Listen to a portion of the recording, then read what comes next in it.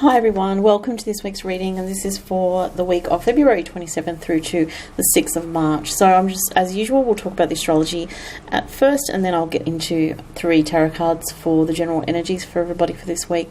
So this week, there's a lot of intense emotional energy in the air, continuing on with yesterday and the last, the build up to the solar eclipse. It's a new moon solar eclipse in Pisces, which we've just literally had. It's only just gone, how many degrees? 5 degrees past that 8-degree point, and it's very intense for a lot of people, especially if you are a Pisces around 8 degrees. You will have been feeling that a lot, or if you're a Virgo, Gemini or Sagittarius, also around, let's say between 6 or 7 through to 10 degrees. This is a really intense time for you. You may have felt that you're being pushed into some kind of, well, not pushed, but kind of intuitively, very strongly feeling that your inner self is prompting you more, or your higher self is prompting you into a new future. There can be a lot of confusion with the Pisces energy, and this eclipse does make contact with Neptune, and so it has been very intense emotional energy with Pisces, very intuitive, very psychic, and it can be a bit uncomfortable because you can be sensing a need to release the past of what you've known in some way, in some aspect of your life. And even if that's a part of yourself that you thought has been working for you but hasn't, something like that can also be part of it, releasing a part of your own behavioral patterns, or a way that you've lived your life in a way. So it can be confusing, but what I would say is, for some people, they maybe really feel compelled to take action at this time, and but other people may just feel intuitively that they're sensing a new future for themselves. But if it hasn't happened like naturally from now, or if it doesn't happen from now over the eclipse period through to the next 6 months, then it's not meant to kind of happen just yet, or it might come in the next cycle for you. But definitely those people with strong Pisces, as I said, around 8 degrees, so those born in early March, would be feeling this very strongly and would have some new beginnings happening in the next 6 months, and it can be quite significant changes. For the rest of what's going on this week, we have the transiting Mars conjunct with Uranus. So right now it's exactly on the same degree as Uranus, 22 degrees of Aries. If you have anything at 22 degrees of Aries, very intense time for you. Could be sudden change. You could feel extremely restless inside. You may want to break out and bust out, of restrictions too. So even for some people, it depends on your chart, you may feel this energy of wanting to break out of limitations, and you may have an opportunity to do so, especially if you've got anything around 21, 22, 23 degrees of Aries. If, you have your degrees a bit later than that, you may need to wait a little bit. But, it's going to depend on your individual chart, but definitely if you have 22 degrees of Aries, you're going to be feeling this very intensely. So, this energy is coupled with the eclipse energy, so it's very strong. If you're someone that by chance has Aries and Pisces in your chart, well, it's going to be super intense for you, and there's definitely going to be changes if your degrees line up with the 8 degrees of Pisces and the 22 degrees of Aries going on. The other things I want to mention is later on today, the moon is going to conjunct with Chiron in Pisces. This can be a bit of a wounding feeling for some people, especially Pisces people or anyone with 23 degrees of a water sign. You could feel this quite intensely later on tonight.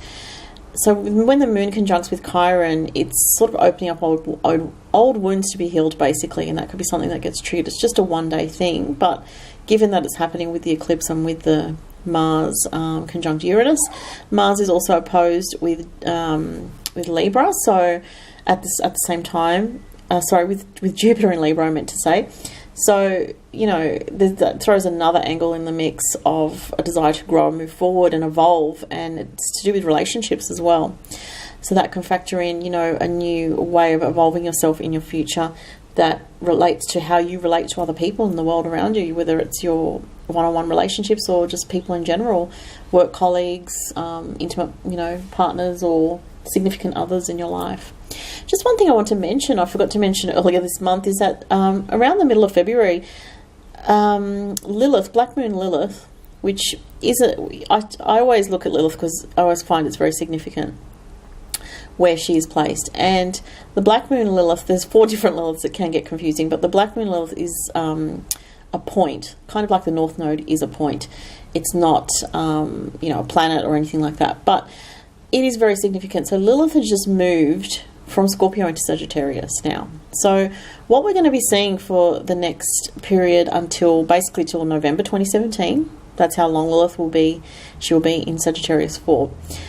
What we'll be noticing is issues coming up around Sagittarian themes, 9th house themes, which Sagittarius rules in astrology. I believe, with Lilith in Sagittarius, she's unveiling issues to do with the darker side of Sagittarian themed things. And what are Sagittarian themed things, issues? Anything to do with political agendas, media and control of the media, journalism and truth is very important. So Lilith wants to expose, what has been hidden. So, the darker side of Sagittarian energies, of where there has been greed, where there has been overindulgence, where there has been people taking things too far, people in leadership positions taking things too far, becoming corrupt in a Sagittarian way, which is giving into their lower nature, giving into their vice, or for example, I read an article this morning just here in Australia of universities covering up, allegedly covering up sexual harassment in universities, some universities in Australia, and that is very much relating to a Sagittarian theme and a Lilith in Sagittarius. So anything where there is sort of like corruption and a darker, seamier side of life around the Sagittarian themes to do with leadership, education, anything to do with the field of education, leading the people, politics, media and journalism, because Sagittarius also is about communication. We will see from now until, November this year, when Lilith actually moves into Capricorn, then we will see a time of these darker things that have been hidden, that have been sort of hushed up, or people been putting their head in the sand, which is very much just the Sagittarian energy. It's actually there's going to be more truth coming out, because Lilith, her mission in Sagittarius is to bring the truth out, no matter how dark it is. So I just wanted to mention that, because I think that is very, very important for our society, that, the truth of things comes out, that society becomes more aligned to integrity. And that is another thing related to, a higher energy of Sagittarius is honesty, is truth, is integrity, and that's the higher octave energy of Sagittarius, I believe. So let's have a look at the energies for this week. I'm getting a really strong gut feeling just at this time, and I don't usually get such a strong psychic feeling when I'm doing the general reading, but especially when I haven't even turned the cards over yet. I want to get those two. But what I'm feeling is a lot of people are going through a hard time at the moment. The world is in a bit of what seems like a bit of a chaotic point, and it becomes very disheartening. If you're a sensitive person, if you're an empath, and you see all the crazy stuff going on in the world, there's a lot of lies going on in the world. There's a lot of people burying their head in the sand about the truth of things. It can be very traumatic if you're an empath or a sensitive person to be privy to these things. And so you do have to protect yourself in terms of what you absorb from the media. And as I've said before, I don't own a TV specifically for that reason, because I'm a very sensitive person. But if you're a sensitive person, you'll feel that as well, because there is a lot of crazy going on in the world right now. And it may seem that way as well, that things are just so out of control, but it's really a reorganization of the energies of the world. That's what I believe. And sort of things are trying to reorganize themselves to get to a higher place, to almost, in a refining process, in an alchemical process. So, you're taking these base energies, these lower energies, and refining them. And that's not an easy process when it's happening on the earth plane, which is a very dense matter energy here. It's not a higher frequency here. It's a lower dense energy, which can be hard to deal with if you're a sensitive, more spiritual person. But anyway, let's look at the cards. So the Five of Wands, well, that explains a lot of this week. There's a lot of conflicting energies, let's say.